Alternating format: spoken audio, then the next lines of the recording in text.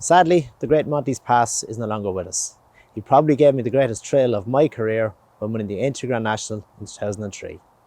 We had only been down to visit him in September to reflect on that amazing day, and despite being nearly 30 years old, he looked the picture and was in great form. We were due to release this piece in April, just before the Aintree meeting, to celebrate his 20th anniversary of that super day, but unfortunately, Monty's time had come. As you will see from this piece, he had an amazing retirement with the Mangans, who looked after him so well. So come and join me in paying tribute to the old fella. Monty, you are a legend. He's here 26 years, Dad. 26 years, lads down in Kildallery owned him and they bought him.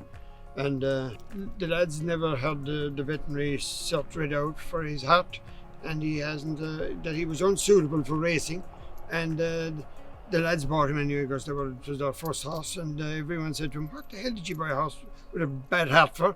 And they wanted to throw him back, but it was read out, and when the hammer falls, the horse is yours. And anyway, so they had to keep him in, and they drove on. And from the very start, I thought he wasn't too bad. He ran down in Dungarvan, didn't perform great that day, but I had a good lad in the yard, and he was riding a lot as well. He won the Kerry National 6-7 months before he won the Grand National itself. The ground was firm, it was rock hard.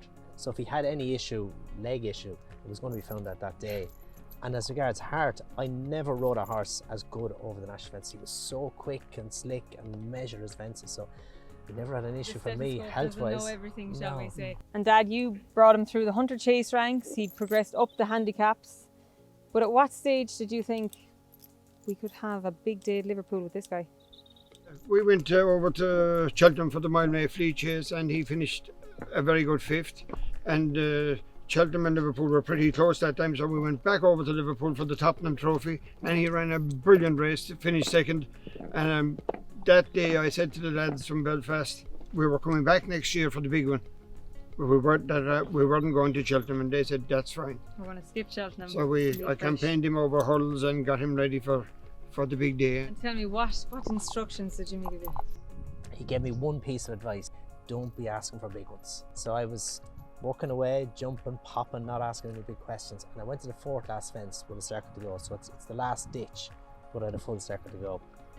And probably about 5 or 6 strides where I can start seeing this big one coming, this big stride is there. So I couldn't resist, and I went driving him for it. So Monty stuck in a short stride. When I went 1, 2, 3 to go, Monty said, no way, we're putting in 4. I'd say 4 was only that length. He stuck in a stride, picked up his front feet, out over it, never touched it. I said to him, "Look, this fella knows more about this than I do."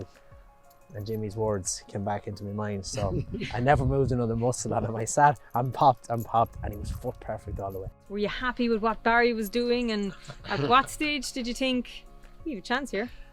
I was absolutely delighted the way he was travelling. He was so clever going into the chair.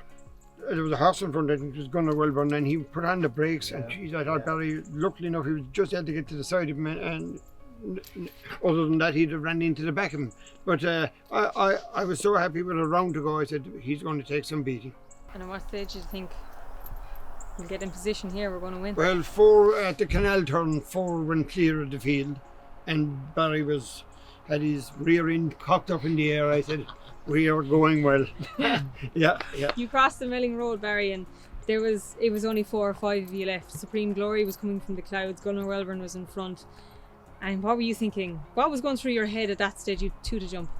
I remember jumping the third last, and at that point of the track, there's no crowds. You can't hear the amplification from the stands. There's this eerie silence, but I'm sitting, cantering, thinking, I'm just about to win the Grand National here. It's actually happening. Yeah. So it was an eerie moment. I was only 23 at the time. It was my 4th time riding in the race. You know, this is really happening. As a child, from age dot, you dream of winning the Grand National. So you're dreaming, there's all these big battles you would have had in your mind and everything. I couldn't believe I'm winning the Grand National, and it's in slow motion. I have all the time in the world. I saluted the crowd. I'd say with about 200 yards to go. I'd come by the elbow, and I still have a bit to go here. Monty'S Pass is the winner. Supreme Glory running on heroically for second place. Amberley House. It was unbelievable how easy it was for him. but he made it easy because he was just so good. What was the journey home like, Dad? Well, of course, we did miss the boat, unfortunately, but it was a long journey home back to the village that night. You know, we stopped off at the Curragh on the way down, and we stopped off in Urlingford and Cashel, and it was nearly getting dark by the time we got into the village. What was Connacht like? It was absolutely heaving, thronged, thousands of people there, and well, a lot of people stayed for the full week. To retain his title, Dad steps up a gear the next year and you get top weight, but that wasn't the issue when he went back to retain his crown. No, he was in brilliant form, and the ground was grand when we got there, but they kept watering the ground, and the ground went on the dead side, and I partly guess we were in trouble. But fair dues to Barry, minded him, and he ran a brilliant race and finished fourth. And completed the next year as well. And completed. Every time he went, he performed brilliantly. What he did at that fort first time around the year he won. The first year I rode him in the top in 2002, foot perfect. And even in that race, it was over 2 miles 6. It's sharper, so more emphasis on speed, which would test your jumping because it's happening quicker.